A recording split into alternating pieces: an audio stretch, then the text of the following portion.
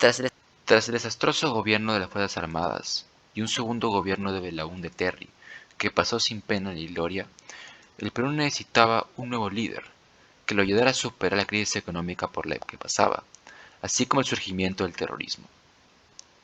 Es ahí cuando en el 85, un joven limeño de tan solo 36 años, perteneciente al partido político aprista, asume la presidencia del país, generando una gran expectativa.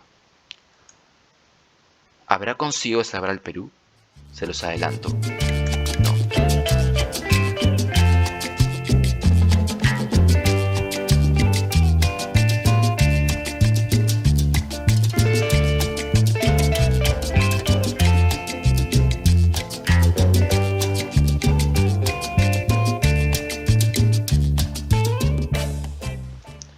Alan Gabriel Ludwig García Pérez nació el 23 de mayo del 49 en Lima. Proveniente de una familia con fuerte militancia aprista, se afilió al APRA con tan solo 12 años. Ya en el 75, viajó a España a estudiar sociología, manteniendo contacto con los líderes apristas, entre ellos el mismo Víctor Raúl Haya de la Torre. Fue en el 82 cuando Alan García se convirtió en secretario general del partido aprista, y tan solo 3 años más tarde asumió la presidencia de la República del Perú. Durante su campaña electoral del 85 y a lo largo de su gobierno, Alan García se caracterizó por ser un deslumbrante orador y conseguir un gran impacto en la población mediante esta habilidad. También colaboró a este apoyo masivo su eslogan: "Mi compromiso es con todos los peruanos", el cual hacía referencia a un APRA menos sectario y con mucho más alcance con el pueblo. Ya en las elecciones del 85, Alan García consiguió el 46% de los votos válidos, por lo que aún debía ir a una segunda vuelta contra Alfonso Barrantes, del partido Izquierda Unida. Sin embargo, este se retiró debido a la amplia diferencia en la primera vuelta, por lo que Alan García se convirtió en presidente del Perú con tan solo 36 años y con una mayoría absoluta aprista en el Congreso. Ahora vamos con lo mejor, al menos lo poco que hubo. Pues hicieron 2 distritos, Santa Anita y Los Olivos. Entre grandes obras públicas se encontró la represa de Hilo Ciego, el Museo de la Nación, el Hospital de Neoplásicas, y además de esto se continuó con el proyecto de irrigación de Chayamochic. También cabe resaltar que se empezó la construcción del tren eléctrico de Lima, aunque lamentablemente no pudo ser concluida en este gobierno, y recién sería finalizada aproximadamente unos 25 años después. También se unificó a las Fuerzas Armadas y se creó la Policía Nacional del Perú. Además de esto, surge el Grupo Especial de Inteligencia del Perú, o GEIN por sus siglas, unidad que en un futuro será la encargada de atrapar al infame líder terrorista Abimael Guzmán. ¿Eso es todo? ¿En serio? Bueno, sigamos con lo peor. Aquí hay para rato. ¿Por dónde empezar? Durante el gobierno de Velasco Alvarado, el Perú había adquirido una cantidad enorme de armamento soviético, lo que había incrementado su deuda externa a niveles realmente alarmantes. El país tuvo que renegociar esta deuda en varias ocasiones, pero siempre se mostró dispuesto a pagar, al menos hasta aquí. Para julio del 85, la deuda externa del Perú se había elevado a 14.000 millones de dólares. Es entonces cuando Alan García tomó la maravillosa decisión de que el Perú destinaría solamente el 10% de exportaciones al pago de esta deuda.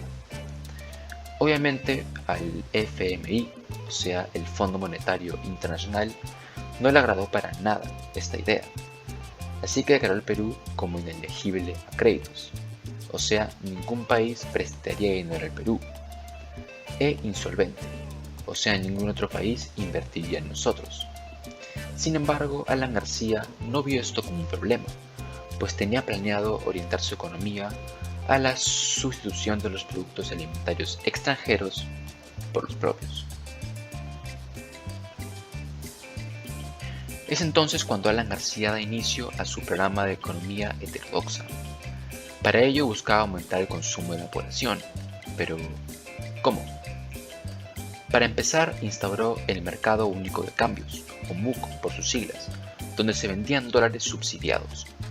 Esto consistía en la compra de dólares por parte del Estado a precio normal y luego la venta de los mismos a empresas o la población a un precio menor, ya que era el mismo Estado el que pagaría la diferencia con las reservas nacionales. Para el año 85, el dólar normal estaba a 17.5 intis y el dólar MUC estaba a 13.95 intis, lo cual significaba que el Estado pagaba aproximadamente un 20% del precio total del dólar. Todo esto incentivó a las empresas a comprar más dólares e invertirlos en sí mismas, y de esta forma se promovía el trabajo, por lo que aumentó el PBI del país. Y no solo esto, también se aumentaron los salarios, que bien no exactamente. Cualquiera con un conocimiento de economía sabrá que mientras más dinero haya, más aumentarán los precios, ya que la moneda pierde su valor. Por ello, Alan García empezó a camuflar la inflación, congelando los precios básicos. Mientras estos siguieron aumentando debido a la cantidad de dinero que tenía el pueblo, le seguía costando lo mismo a las personas, ya que el Estado usaba las reservas nacionales para pagar la diferencia entre el precio real y el precio congelado. Todo era felicidad, salarios altos y precios bajos. ¿Qué podría mal ir mal? Obviamente, las reservas no iban a durar para siempre. Es por ello que en el círculo de Alan García surgió la brillante idea de estatizar la banca, con el fin de controlar los capitales e inyectarlos a su economía heterodoxa. Él justificó esta iniciativa diciendo que los empresarios y potencias económicas del Perú no habían sabido apreciar la heterodoxia y se habían dedicado a sacar sus capitales al extranjero y no invertir en el país. Debido a la mayoría aprista en el Congreso, la aprobación era inminente. Afortunadamente, los sectores altos y medios de la población unieron fuerzas formando el movimiento Libertad, encabezado por el escritor Mario Vargas Llosa, para oponerse a esta medida estatista del gobierno. Al final, la estatización no se llevó a cabo y los apristas e izquierdistas perdieron una gran base de su apoyo. Sin embargo, para el 88, la inflación era ya insostenible. La disminución exponencial de las reservas nacionales había empezado a notarse. ¡Ey, pero pidamos un préstamo entonces! Ah, cierto, que el Perú había sido declarado inaccesible a créditos. La compra abundante de dólares MUC, debido a la incertidumbre económica, había terminado de vaciar las reservas. Esto deriva en un desempleo masivo, pues las empresas ya no disponían del dinero suficiente para pagar tantos salarios, y la gente empieza a ver las consecuencias de la inflación, ya que se descongelaron los precios. Como no hay suficiente dinero, vino la maquinita, que se dedicó a imprimir aún más dinero, pero pasó otra vez lo mismo. Mientras más dinero haya, más aumentan los precios, por lo que esto no sirvió de nada en realidad.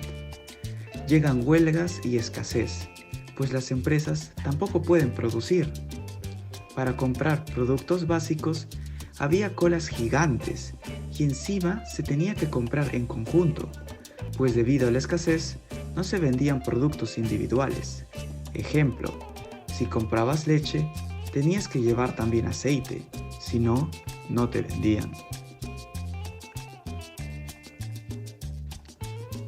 En este gobierno también es cuando se intensifica el terrorismo. Los dos grupos más resaltantes eran Sendero Luminoso, liderado por Abimael Guzmán Reynoso, y el Movimiento Revolucionario Tupac Amaru, abreviado MRTA, encabezado por Víctor Polay Campos. Este último también era aprista al igual que su padre, lo que lo llevó a entablar una amistad con el mismo Alan García durante su juventud, pues él también provenía de una familia aprista. El problema ocurre cuando en el 89 Polay Campos es atrapado y encarcelado en la prisión de máxima seguridad Miguel Castro Castro. Un año después, él y otros 47 militantes del MRTA escaparían de la prisión mediante un túnel desde fuera del penal, 21 días antes de la finalización del gobierno de su amigo Alan García. Cualquier coincidencia queda a su interpretación.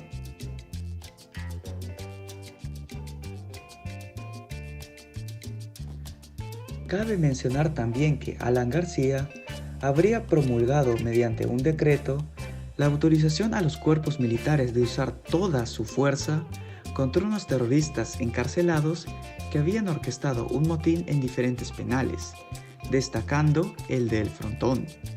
Al principio se trató de negociar con los amotinados, pero al no obtener resultados, se empleó todo tipo de armamento explosivo, como bazucas, morteros y dinamita, y se ejecutaron a numerosos prisioneros que se habían rendido. El número de muertos casi alcanzó los 300 reclusos, y a pesar de esto, Alan García siguió dejando a los cuerpos militares violar los derechos humanos y usar toda su fuerza contra los terroristas sin importar las circunstancias. Esta ola de violencia continuó con la formación de escuadrones de la muerte, que acecharon a sospechosos de terrorismo y a críticos de la política antiterrorista. Este grupo paramilitar adoptó el nombre de Comando Rodrigo Franco, en alusión a un dirigente aprista asesinado en el 87, y empezó su accionar en el 88. En general, podría decirse que la gestión contra el terrorismo en esos tiempos dejó mucho que desear, pues se carecía de una buena organización y se dudaba de la capacidad de las autoridades policiales. Tampoco hay que olvidar que, como todo buen político, Alan García también estuvo involucrado en actos de corrupción. Por ejemplo, para la construcción del tren eléctrico de Lima, un consorcio italiano le habría pagado la suma de $1 millón para obtener las licitaciones. Años más tarde, Alan García estaría siendo investigado por enriquecimiento ilícito, aunque se fugaría del país para evitar ser procesado y eventualmente metido preso. Aparte de esto, varios indicios de corrupción aparecieron cuando se hizo evidente la presencia cada vez mayor de militantes y simpatizantes apristas ocupando puestos claves en la administración pública, donde en vez de los méritos profesionales, pesaba más la afiliación partidaria. También muchos amigos y empresarios cercanos al mandatario se beneficiaron del mal manejo de los dólares MUC, pero solo fue tras el intento frustrado de la estatización de la banca que empezaron a salir a la luz los escándalos de corrupción, cuando los medios de comunicación y la élite se convencieron de que debían oponerse a la política de Alan García. Y bien, ¿qué conclusiones podemos sacar? Claramente, el primer gobierno de Alan García fue completamente deficiente y llevó al Perú a una ruina económica sin precedentes y a un atraso con respecto a otros países latinoamericanos. No debería ser una sorpresa por qué a este gobierno se le conoce como el Apocalipsis. Entre la hiperinflación, el terrorismo, la escasez, el desempleo y la corrupción, Alan García nos dio el perfecto ejemplo de cómo no gestionar un país para no tropezar con la misma piedra, pues hace falta más que ser un gran orador para hacer bien las cosas. No por nada este gobierno es considerado el peor en la historia del Perú. Muchas gracias.